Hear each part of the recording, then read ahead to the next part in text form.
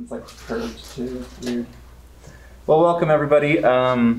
We're excited for today's presentation. My name is Dylan Cafferty. I'm the FAFSA State Coordinator with the Utah System of Higher Education. And this is my colleague, Lisa. Hi everybody, my name is Lisa Molina and I am the State Access Training Coordinator. If you work with your school counselors, I am their go-to. Now I hope that I can be your go-to for anything preparing for college, meaning college admissions, college applications. That goes hand in hand to what we're going to be talking about today. Yeah, usually the school counselors are calling us for the questions when it comes to FAFSA, to preparing for college, etc. So I'm excited to be here with you all. And our topic of today is just exploring the myths and truths about paying for college, especially here in Utah specifically, and the data surrounding Utah and our public institutions. So we're going to review our USHE system quickly. We'll explore some statistics around higher education. We'll talk about private versus public colleges.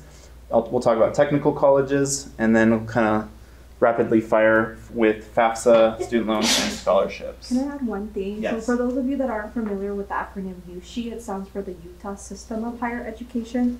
That's what we're going to be talking about next, the governing board of all of our public colleges.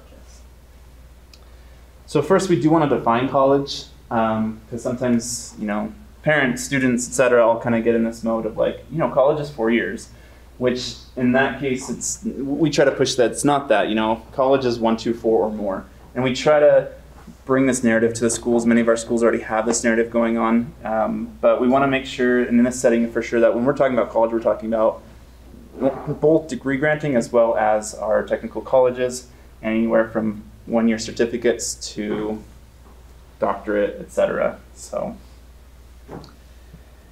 in our system, we have 16 different institutions. Back in 2020, there was this merging when we had our degree granting public institutions that merged with the technical college. And with that came one board with different benefits and with similar benefits because of that. And now we have, because of that, 8 degree granting institutions and 8 technical colleges that together make our 16 USHE institutions here in the state.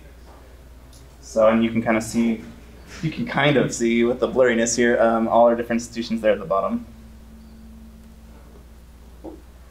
To hit some statistics to kind of introduce the topic a little bit, I want to just talk about what's going on with our students here in the state. First, 91% of our students in Utah are staying in Utah to go to college. That was based off some statistics back in 2022. And then of those 91%, 80% of them are going to our public institutions. So they're there's a lot of students in the realm of attending public college here in Utah. The statistics we're a little worried about is this bottom one, where the average college graduation rate for Utah to get a degree, and this is, I think, specific to degree granting institutions, is 66%, and that's as of 2020, 2021. So what's happening to our other 44% that's not, right? That's not completing it. And I want to say the majority of those probably aren't finishing because of financial issues and such. So the first myth that many students encounter or ask or bring up is college isn't worth the time and expense. And a little context here to talk about this. I do agree that college should be affordable. We do that. We do agree that. We do acknowledge that college isn't for everyone, nor is the traditional 4-year education. And this is why we push that 1, 2, 4 or more narrative. And make sure we're finding the right fit for the students so that they can have a good investment long term and what their goals are, both with college and their career. Can I add something Yes. to that? And I know that bullet point number 2 where it says may not be the traditional one for everybody. I like to put a spin off on that and look at what does that potential for success for a student look like. And success can look like a year certificate, a 4-year, right, a 2-year, maybe transferring. So that's the whole point too of this presentation, is to figure out what's the best fit for a student versus what should be fitting in for them in this whole thing, which is also part of the conversation. So some truths here that we'll talk about on these different points. Number one, on average, Utah is more affordable for in-state resident students at public institutions in comparison to nationwide. There are 16 different institutions in Utah that we talked about, so our students can shop around to find what's the best opportunity and cost for what they want to reach for their career goals. Number three, adding any higher education experience can immediately increase their income and pay, and that rises over time. So there's an immediate reaction to that. And then the 5-year return on investment between a bachelor's degree and a high school diploma is around $78,000, which that's based on some older statistics. So looking at that number one point, the Utah is a more affordable option. I want to focus here, this is data from 2000, 2010, 2020. So we're going to look at the 2020 statistics there. In red, that's the UC degree granting institutions, so our 8, in comparison to the US public institutions nationwide. And so we're about 28% more affordable statewide, or compared to the nation. Diving deeper into this, looking at our degree granting institutions, we've got our 8 here, and I want to close in here on tuition and fees. So as you can see, we've got those different prices everywhere from the University of Utah on top down to the Snow College near the bottom. And in comparison to the national average for in-state. Is that a per semester or per year cost? I want to say that's per year, right? Yes, Yes. per year, so 2 semesters, fall, spring. Mm-hmm. So as you can see, only 2 of our institutions, that number went down a little bit. So it's supposed to be up for the other one, but only 2 of our institutions are showing higher, and those are our 2 research institutions. So our R1 institutions are the ones that have a little bit higher price tag. But on average, there's a lot more. That gray line is supposed to be up just a little bit. Formatting here got a little off. So some statistics that went on here in Utah for our all Utahns age 25 to 64. They did a good little research thing back in 2016. So this is about a decade old, but it's good information to look at. Mainly we want to look at percentages. And so although the numbers may be lower in comparison to today's rates, we can still compare some of these. So we're gonna look back at 2016-ish and look at how much a high school graduate would be making on average, and that's about 30,000, a little over 30,000, 31,000 we'll say. So we'll put that as a baseline. So a high school graduate is earning about 31,000. I think I was looking at the statistics, I think it's about 39,000 now today. So you're looking at that much of a difference. According to Georgetown University, a good paying job is at least 35,000. And you might be thinking, well, that's probably kind of on the lower end, right? They said on average, I think our young students and such are making about 54 nationwide, around there, but they say 35,000. So keep that in mind. But in comparison to getting an education, looking at the first year after a student has graduated from one of these programs, how much they would be making. I'm gonna drop the baseline back in there. On a certificate, you can see they're making about 6,000 more. And then it just rises from there. Associates, bachelor's, master's, doctorate, etc. The year after they've graduated with their program, that's how much they were making on average. And so that's anywhere from 15% down with certificates, all the way up to 53% with the doctorate and above. So there's an immediate reaction to graduating. Now, taking that information and comparing it to, let's say they graduated, what happens after 5 years? Like, how much of an increase are they receiving? And this is based off of 2011 graduates, and I think 5 years after that time period. On average, looking at those in the yellow, that's the first year after they graduated from their program, to the orange brownish, that's about 5 years after. You can see there's quite a bit of an increase. On average, it's probably like 30%. So after about 5 years, you're making 30% of an increase from what you originally were making once you completed a program. So when taking these numbers, let's do a hypothetical example. Let's say we've got Johnny, who's a high school graduate and is starting to work in 2016 and has a great job making about 31,000. 5 years later, he's making about 38,000. basing that upon, right, the 30% increase. In that 5-year span, he made a total of about $176,000. On the other end, we have Mary, who finished her bachelor's degree and has started working in 2016, making about $43,000. 5 years later, she's making about $56,000. In that 5-year span, she has made a total, so this is like year by year, adding every year together as she's grown. In that 5-year span, she's made about $254,000 in total in 5 years. So there's a difference between the two starting with their salaries of about $12,000. After 5 years, the difference between their salaries is about $18,000 and continues to increase. Like that separation is continuing to increase. So the higher the education, the more they're going to be getting on return of that investment, right? And the total difference between the two amounts is about $78,000 over the 5 years. So that's how much of an increase was given because of a difference of a high school versus a bachelor's. And that's a hypothetical situation, right? That's just looking at kind of some numbers playing around with what we've seen so far. To continue these numbers, and sorry I'm rushing through these, if you have questions, feel free to just ask. But looking at a recent, this is actually as of 2024, from the Kempsey Gardner Policy Institute, they were looking at some of our statistics here in Utah. The first thing that they were mentioning is that education creates greater economic opportunity. And so one of the first points was increased earnings, right? So the median earnings rise with increased years of education. And I think we've got the lowest, we have less than high school graduate, the next one up is high school graduate, and then it grows from there. And then they have the average there on top in gray. And let's see, high school, yeah, so the high school one, so our baseline was probably like 39,000. That's what this is saying here in Utah, in comparison to a bachelor's degree, which is 59,000. The second point they pointed out was it decreases poverty having a higher education. So poverty rates decline with increased years of education. And you can see that those numbers, those percentages decrease as that education grows. And it's not a huge percentage, but it does make a difference. Number 3 was increased employment. So unemployment rates decline with increased years of education.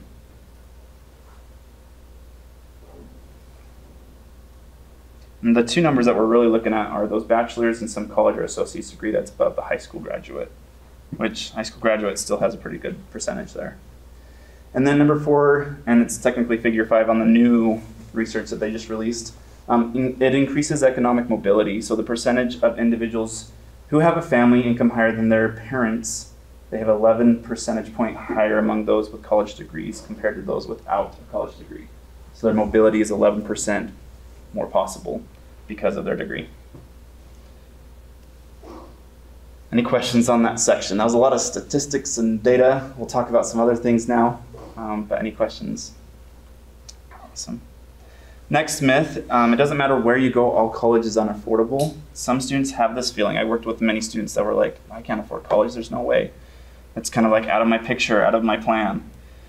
And it's good to just sit down and talk with them, you know, like the cost of college will vary by institution and by each student's situation. I mean, students are going to encounter different things. If they file their FAFSA, they may qualify for aid, you know, depending on their family situation. There's a lot of different opportunities, and it really just depends on where they want to go and their family situation. So have the students shop the system.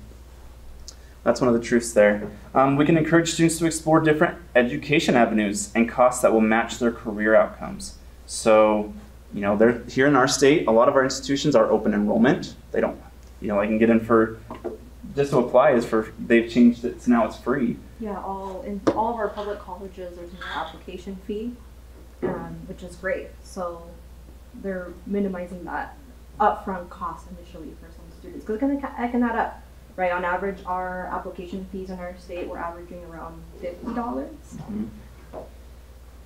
Yeah, and so without that, now they can just apply just to see, just to have an idea, right?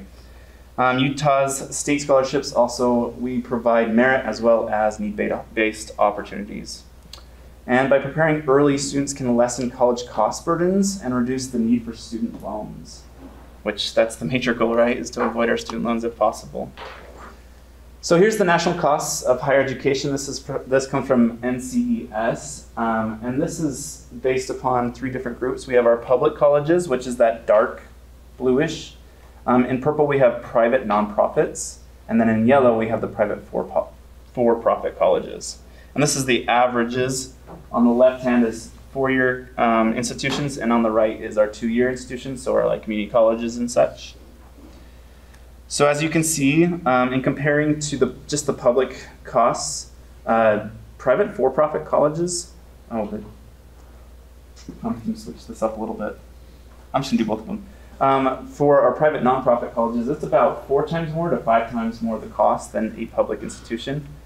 Where on the other hand, for our private for-profit colleges, it's anywhere from 2 times to 4 times more, depending on the institution. So being aware of those larger costs for those for-profit institutions is good and important. So knowing the cost risk of going to a private college is really important for students. Not ruling that out as an option, right? We just letting them know, hey, the costs are going to be a little bit higher. Many private colleges have significant financial resources, allowing them to invest in advertising to influence potential students, particularly our first-generation students, our underrepresented students, our younger students who may not fully understand these different costs, and the distinction between the different types of colleges. And please understand too, we partner with many private colleges, and they're great, and we would recommend that students look at those different costs based upon what they have available, either if it's scholarships, etc., and what's available for funding with them, because they could have enough funding to attend one of those colleges, and you know, in comparison to like the University of Utah or Utah State or something, and if they don't have those same type of scholarships available, then they could be paying more out of pocket. It just depends what comes back to the student fully out of the different types of options they've been provided. Yeah, one of the great things in our state is that a lot of our programs, at least our technical colleges, are subsidized by our state, so that's why you're seeing those lower costs. I'm thinking of like cosmetology, that's really popular among students, versus going to like a private trade school like Paul Mitchell, right? Those costs can look different. There's nothing wrong with that private college, it's just looking at what does that student initially want to invest in, upfront costs, versus it being subsidized, and then they can probably, and we'll talk more about this, possibly tuition free during high school. So there's options for students to start early, and I think that's one of the biggest messages, is to start looking at your options early on versus your senior year where you're feeling like overwhelmed. Mm-hmm. And just making sure that you're aware of the costs overall and what you want to get out of it in your career, right? So finding that right education and cost to match their career outcomes. For example, you know, like doctors make 6 figures, you know, they're able to pay off the loans a lot quicker than someone who wouldn't be able to do so, depending on their education and such and their career. Don't fear student loans, but we definitely recommend to use them wisely. I try to teach students, do all you can to avoid taking out a student loan, but that might be one of the, you know, financial aid options you have to utilize. And so be wise in what you do take out and make sure you're able to pay that back if possible. And try to correlate what they want to end up completing with their career outcomes and their salary to be able to match that too. Which, you know, when I was in high school, I had no idea what I wanted to do, right? I was like just going with the wind, following my friends around where they were going, etc. I didn't really have a plan. And so I could have saved a lot of money if I really knew what I wanted to end up doing. And so I think it's very important to like take the time to work with students just to explore some of those career options up front, and then explore how to get there through their education, because that'll save them a lot of time, expense, etc. Know the risks of costs for going to any public college or private college, and then there are many ways to afford higher education, and there's many different pathways to reach educational goals, which I'll talk about too in a bit. So the next topic, I'll turn over to Lisa. Yeah, so I want to talk more about our technical colleges, just because maybe because I'm a little bit biased here, but prior to this position, I would advocate and advise students on 2-year community college options, but also technical college programs. And just some of the ways that in combination and stacking, you know, a certificate with a degree can be beneficial for students. You're more diverse in your credentials, and helping them understand their high school credentials are just as important. So our myth here is technical colleges aren't as valuable as degree granting. So by degree granting, we're talking what we traditionally think of as like a 2-year college or a 4-year college. And so the truth here is they are as valuable. They do bring things to the table. If we were to compare them as apples to oranges, yeah, they have similarities, but they do have their distinct differences and the way that they can offer college, meaning education for a student. So before we go in there, I know there's some stigmas around attending a technical college, or in this case, when we say trade school, for some students, it's not as investable. Some students may even think, and I even thought this when I was a high school student, it's not prestigious enough, and the case may not be. So, and just breaking it down a little bit, where these stigmas can come from, a lot of variety of different things, but just making a definition out of this could be just an association to that, or what they're hearing maybe in social media, their family, etc. Even going down to the individual level, now maybe more to the middle level here, where these are oversimplified and we're constantly hearing them. So that can turn into a stereotype, right? Or whatever those job outcomes could be from a technical college could be maybe not something that students are striving for, but because there's a stigma around that. And then ultimately, if we're looking at more of a societal level, we're seeing more of a cultural perpetuation of this, where they can continue to pass down from generations, they stick longer in our society, and then people think that's true versus looking at what the research is saying. And so those have staying power to that.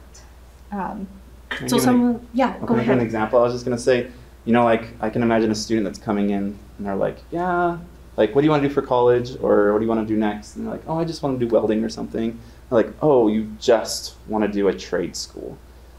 That just kind of perpetuates, right, that stigma towards it. So little things like that can really change. So changing our language really benefits the student, because now if they're seeing this education as something that's very important and good for them and can help them in their life, then it definitely can impact their future and their decision making.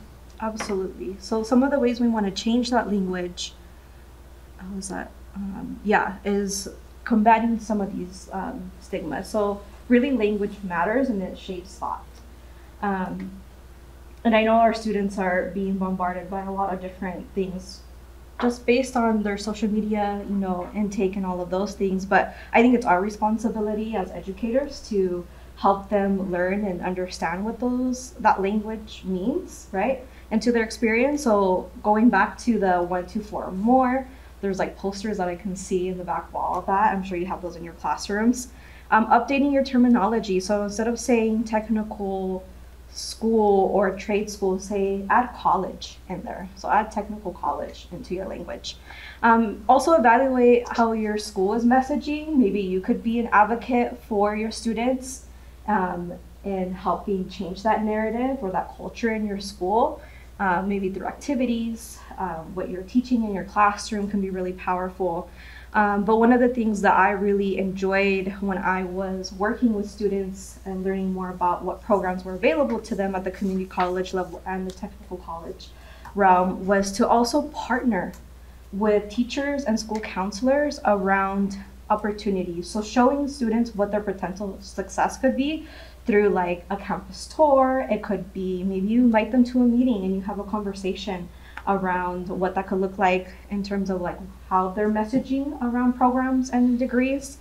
It could also be taking students to an industry tour or even doing a college fair here at your high school. I'm sure that your school does some of those things through your school counseling program, and incorporating that into your classroom. Can I share something there? Mm-hmm. So growing up, it was kind of expected to go get my 4-year degree.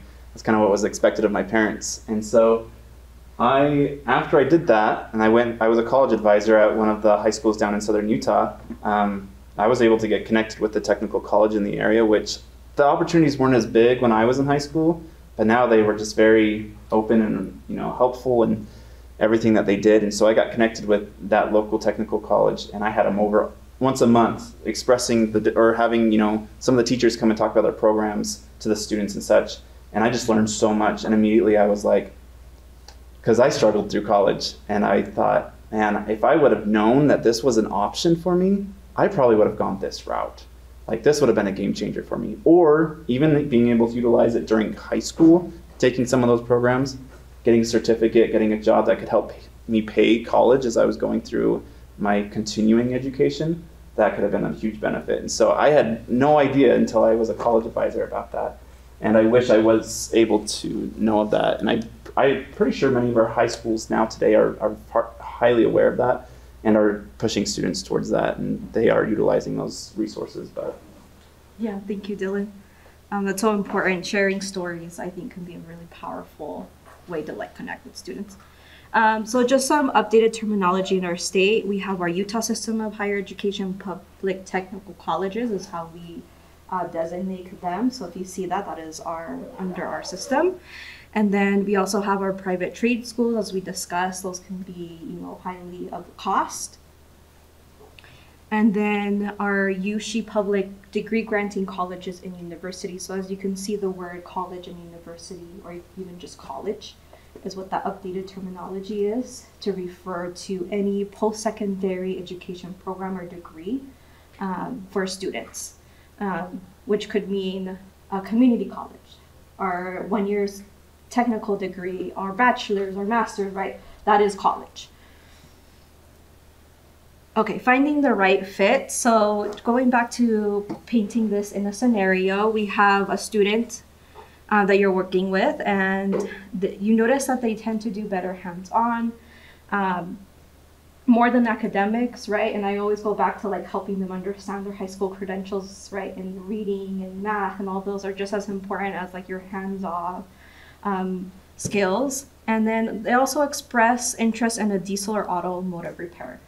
So they have interest in that. Maybe they're taking a CTE class on that, and you find that they're interested. And then, however, but you also, as you have a conversation with them, you find out that their parents of the student think that a college degree is earning a bachelor's degree. So they believe that it's a minimum requirement for their student for achieving financial success and will accept nothing less. So helping change this narrative, what would we do in this situation? So because our technical colleges offer great opportunities, we're looking at Mountain Land Technical College here as an example. And just to zoom in here on this slide, this program is about 18 months, costs about $5,000 or $5,600-ish. And they have multiple locations, right? So they have a Lehigh campus, Spanish Fork, and that's pretty typical of your technical colleges depending on what region you're in.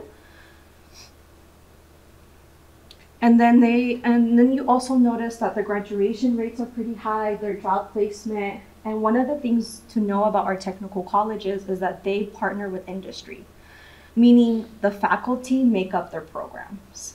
They're always partnering out with employers as well. So you may have a student that goes into the classroom at a technical college and be in a classroom with an instructor that has 20 years plus in the industry, or even fresh that know more about it. And they're always trying to keep up on the new technology, et cetera, on what they're learning about. And it's also self-paced, so the student can go in and start on a weekly basis. So it's pretty flexible considering if that student, depending on their situation. And I was just gonna say here with that, the average salary too, I was looking at the numbers on that, and I think starting out was about 44,000.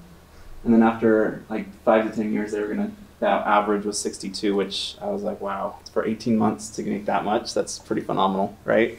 It would be helpful if technical college was included on the ROI slide. The ROI, I know. Some of the information that I was looking at, they didn't have a research for a lot of the institutions on that end, so when I'm talking about this with the students and it's not on there, that's something that we message that that's not. Yeah. And I'm sure there's data out there. I know through the Department of Workforce Services as well. I believe they have like this interactive database where you can see different career areas and what that outcome could look like. I would encourage you to look there because I was playing around with it and creating some other tools that I'm looking at. And that was really helpful in learning more about like some of those more demand looking employment, like I'm thinking like computer science and things like that. So I would look there. Considering that our merge with the system has been around 4 years, I'm sure we'll be seeing more data in the future about it. That's what we're waiting for. Yeah. Because that ROI information was what, 2016? That was, 10 years ago. So hopefully it'll be coming up soon. Yeah. Okay, and then one other thing to know in this scenario is the credit transfer. So because of the benefit of the merge within our system that we previously talked about, there is where our governing board has been looking at how a technical program degree and the credits that a student earns transfers into a bachelor's or associate's degree. So meaning those stackable credits. And as you can see here in this example, UVU is partnering with Mountain Land Technical College in their automotive repair. So that means a student could start at the technical college, get their 1-year certificate. I think this one's a little bit more. And then go on to an associate's or a bachelor's, depending on what options they have available at UVU. And in this scenario, we can just think about what possibilities, right? So maybe a few years later, the student decides that their goal of owning a shop, right? Well, maybe that might mean that they need to advance into their degree, right? So that's why you would suggest looking at UVU. And yeah, looking at what those tuition options are available, considering that the tuition is low, right? Our 2-year and 4-year colleges and universities. And who knows, maybe in 20 years, that student will graduate with an MBA, right? Because they're wanting to be that entrepreneurial spirit and eventually own their own shop. But don't forget that within our system, because we've offered all of these subsidized opportunities for students in high school starting junior year can do a technical college program tuition free. Meaning that textbooks or other fees may be up to the cost of the student, but those tend to be really low. So I would encourage your students to look at how their CTE, high school experience is going and seeing if they can do like a dual enrollment. That's technically what we call it, dual enrollment program at a technical college, and start earning college credit for what they're already doing. So that would be a conversation to start with our high school counselor about those options, and then also partnering with an advisor at that college to then get them enrolled and see what the next steps at that college would be. And counselors do play a good role in this, but I think teachers have a closer relationship than many counselors have with the students and have sometimes even a bigger influence on the decision making of a student too. So taking the time to just talk to some of your students about this can have some big benefits long term, especially if they're not super connected with their counselor and such, right? So yeah, I think that partnership is great, and just being from like a family of educators, I'm always like, yes, teachers. We need teachers to be informed about these opportunities. Okay, so let's say the student doesn't start their dual enrollment program in high school. What opportunities do they have? Well, they can also apply and receive scholarships. There is bridge scholarships at the technical colleges, meaning that a student was maybe they took one course at, let's say, dual enrollment, and they didn't finish. They could bridge that through a scholarship and then continue on. That may also mean that they may need to look for scholarships to help subsidize them for the tuition that they will need to pay now outside of high school, right? Because they're no longer in high school and they're not taking benefit of that tuition-free program. They can still stay in that program and then look at scholarships at the institution. Maybe there's some private scholarships out there that can help them fund their education. So essentially, they wouldn't have to pay for their education through scholarships. Fun fact, Davis Technical College actually requires the FAFSA in order to qualify for all of their scholarships. So definitely look into the different colleges and their requirements too. Yeah, so that's just an overview of what we looked at. We also have on our website, we do have what we call the Utah College and Majors Guide. That one lists all of the degrees and programs in our state by institution and by college and university. So you can take a look of like, this one offers a 1 year, this one offers a 2 year or 4 year, so you can get an idea and you can play around that with your students. Okay, I did talk about this tuition-free option for our technical colleges, but just to give you an idea in terms of around like the cost of tuition, we're looking at per credit hour about $90 to $120 per credit hour, which translate into a college or university. We're looking at about, the last time I was looking at it was from like the 400 all the way to the 700 range. But because our degree granting colleges, if you're a full-time student, they bundle that. And so students taking 16 all the way to 12 to 16 credits pay the same tuition. If we're looking at just full-time students, that's about, translating that to comparing that to technical colleges, if they were to do it full-time, technical college tuition is about 2 times less than that.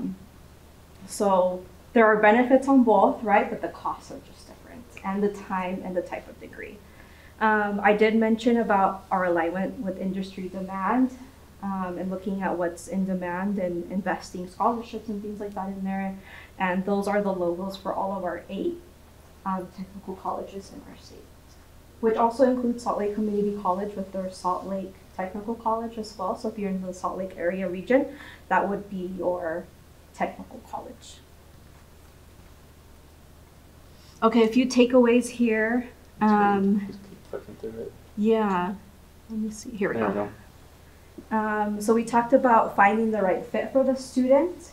We do have a document called the Facts at a Glance that gives you deadlines, tuition cost, housing, all in one place. So you can share that with your students and also look at that yourself.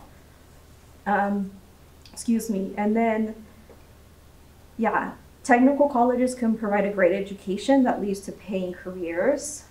And then stacking that with degrees.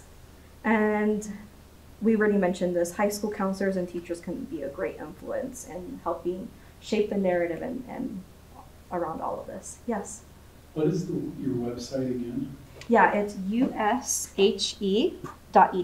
So USHE. I don't know if there's like a marker somewhere. No, we don't Here's have one. Get that on the board. And we do have a section for resources for college access material. And so if you're on our website under initiatives, there's, I think it's called Outreach K-12 or K-12 Outreach.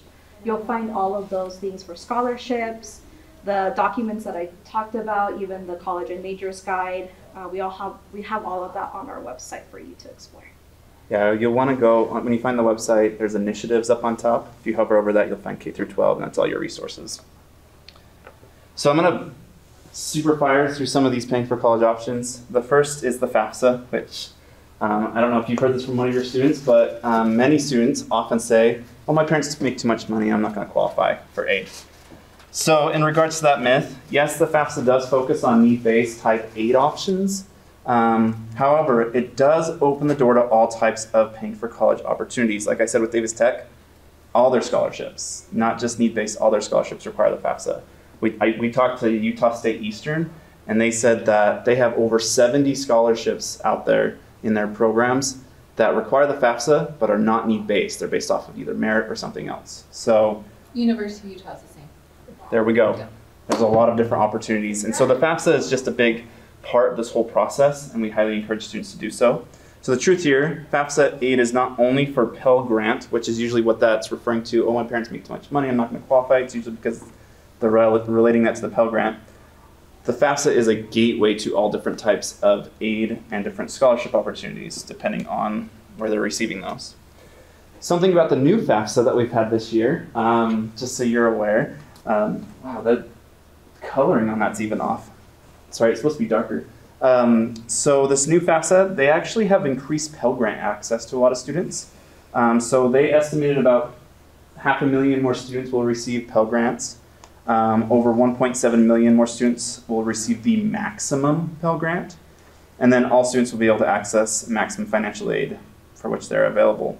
So they've kind of opened the door. From what I've seen with like the charts and everything, they have this like sunsetting setup where if the student makes more money, they're kind of in that realm where it's like, do I qualify, do I not?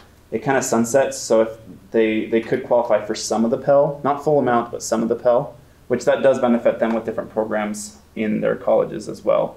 For example, the Utah Promise Scholarship, as long as a student qualifies, then they can have access to a lot more funding if it's even a little bit of the Pell Grant. And then once it sunsets, they no longer qualify. So why should students file the FAFSA? They need to file it in order to be considered for these different types of options for aid. So federal aid, grants, work study, student loans if needed. State aid and scholarships, here's some examples here. Like the Opportunity Scholarship that we have in our state and the Promise Scholarship.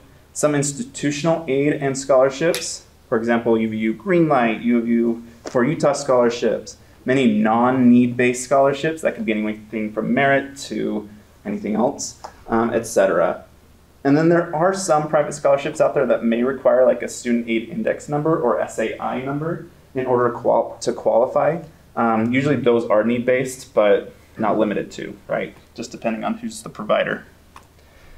So here's a quick FAFSA example. This is Elizabeth, a fictional high school senior. Let's say it's November, her senior year, and she wants to attend Southern Utah University, where the tuition's about nearly $7,000 for the year.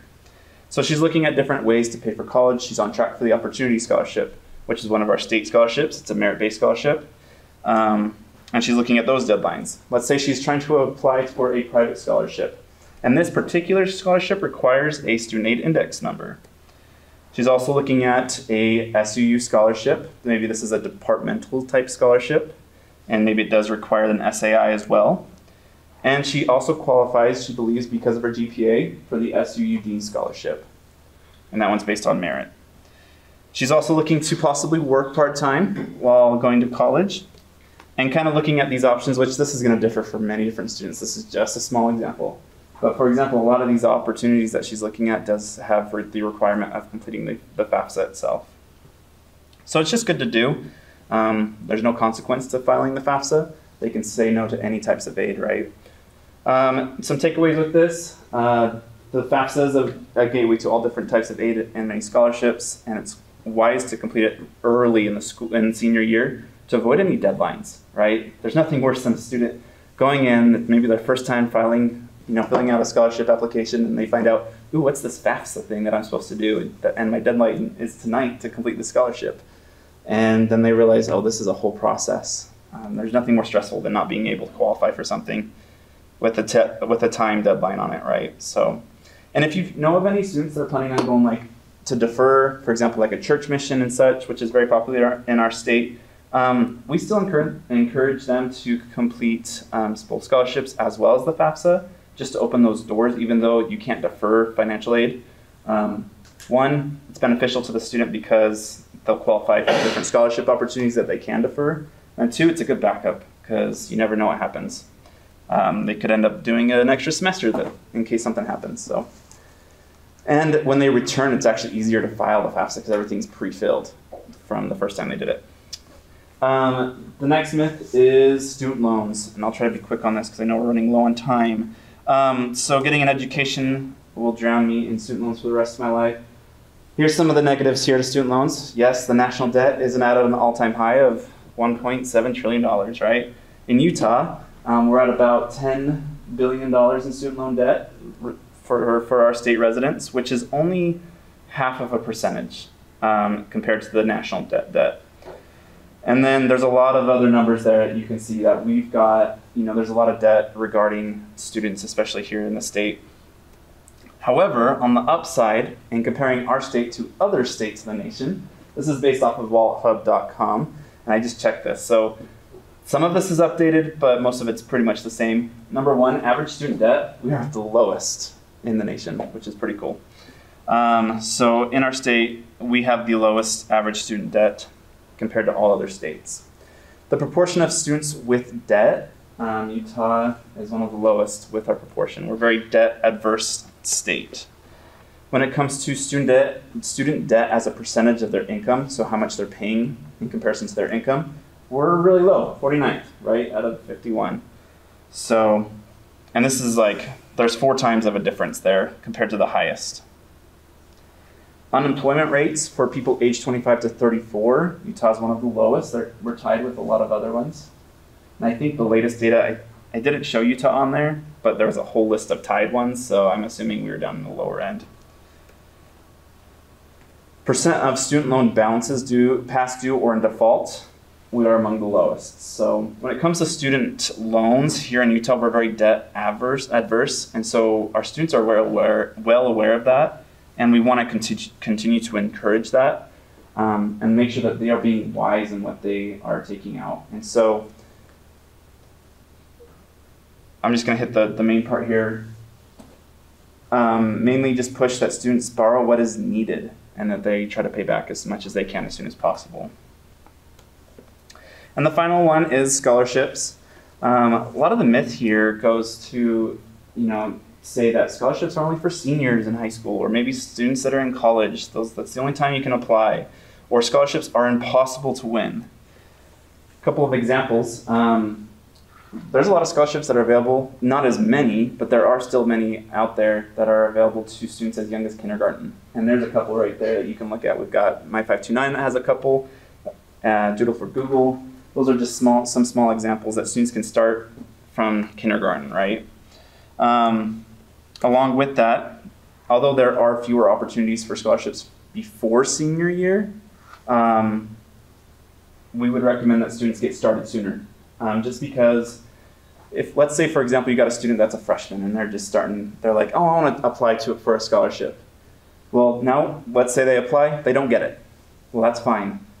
They now have the experience of applying for a scholarship that a senior in high school that maybe has never done so and is just starting hasn't had yet, right? So now that student who's a freshman, who's maybe applied to a couple of scholarships before their senior year, they have a lot more experience. That means they're going to be a better applicant. They're going to be a lot more of a competitive applicant to win possible scholarships later on. So getting started early really helps and is beneficial to a lot of students. And there's a plethora of different types of scholarships out there for students to access. We've talked about our state and college type scholarships. There's a lot of different examples here. I'm not going to go into each one of them, but students can find what's adapted to them and be able to apply to those. And we recommend you even apply to small scholarships because you're going to have a higher chance of possibly winning. Those 4-year, tuition covered type scholarships are going to be attracting a lot of people in comparison to those smaller ones that they can apply for and possibly have a higher chance of winning. Some scholarship numbers you can kind of play around with that I've learned over the years. Investing in these can be some fun things to tell students. So for example, let's say you tell your students to go spend 2 hours every day for 5 days. So just 1 week out of the year, they spend 5 days, 2 hours every day of those 5 days, applying for scholarships. And let's say they win a $500 scholarship. That's $50 an hour job. I mean, that's pretty good. That's making some good money if they win, right? A little more realistic idea, let's maybe say they spend 2 hours per week for 2 months applying to scholarships, about 16 hours out of 2 months. And they apply to 5 scholarships and win a $250 scholarship. Well, that's about $15 an hour, right? So even the smaller scholarships can be beneficial in comparison to working. I knew a college advisor that was working in one of our high schools that he applied to 60 to 80 scholarships by the end of his senior year, which is a ton. That's a full-time job, right? He only won about 10, somewhere in that realm, 10 to 15 or so. But he graduated with his bachelor's debt-free, 100%. And so taking that time, if you've got some stalwart students to push that way, I highly recommend it. And for all other students, just to try and apply for some, because a little bit goes a long ways. This is one of our slides from my Paying for College toolkit of how to kind of get students started with looking at scholarship opportunities. Just to introduce my Paying for College toolkit, we have this online, it's free, it's on that website that you looked at. If you go there, I've got PowerPoint templates that you can edit, you can use. There's handouts for each one of those. There's a playlist of short videos you could utilize, and I'm currently building activities for each one of the sections. And we kind of cover just different items such as apply for scholarships, file the FAFSA, working and saving, as well as finding some unique ways to or creative ways to cut college costs. And there are unique situations that some students may encounter along the way that it kind of delves into that as well. And we also have a new toolkit coming out soon, right? Yeah, I'm working on preparing for college, kind of like planning for college, and it includes a little bit of the paying for college, just more in general, but it's going to be more around creating college lists, looking at careers, like building just exploratory for students, and then making that actionable for those students that are looking at it maybe junior year. I'm really pushing the junior year as like that year to really start the action, and then employing that your senior year. So stay tuned for that. We'll be sharing that out with all the high schools and junior highs to start using that in the fall. Yeah. Any questions? I have a question about the new FAFSA. Mm-hmm. I read that it was helping students who are parents more. Have you seen that? Students who are parents? Yes. Yeah, they've got some adaptive things, especially, or even students that have one parent, etc. But yeah, they've got students that are parents, unless they're making a lot of money, they'll qualify probably for Pell. Okay. So I was curious about that. married students as well, Okay. very beneficial if they're not making a lot of money, they'll qualify for quite a bit. Yeah, the new FAFSA has been quite the challenge this year. If you ever have questions, feel free to reach out. We're definitely trying to help as many students as we can, and especially even now in the summer because things have been tough. It's worth it to push through. It is. Get it done. Yeah, so that FAFSA help email is on the screen. That's where you can direct students to get help. Mm-hmm. And if they're really struggling, we can also set up a phone appointment with them. And then, it's best if they have the portal up, if they have parents there to have theirs too, because sometimes those two go hand in hand when we're trying to troubleshoot FAFSA stuff. Yeah, and you can reach out to my email there for your FAFSA questions if you are working with any students. But yeah, the other one's mainly for reaching out for students and parents, and we manage that. So yeah, and I can't tell you how many times students have called and I've said one little thing, and they're like, "Oh, I didn't think about that," and then it works and everything works, and they're like, "You're a miracle worker," and I'm like, honestly, we're just trying different things at this point because the FAFSA is so messy, right? So. But thank you all for being here today. Appreciate your time, and please reach out for questions.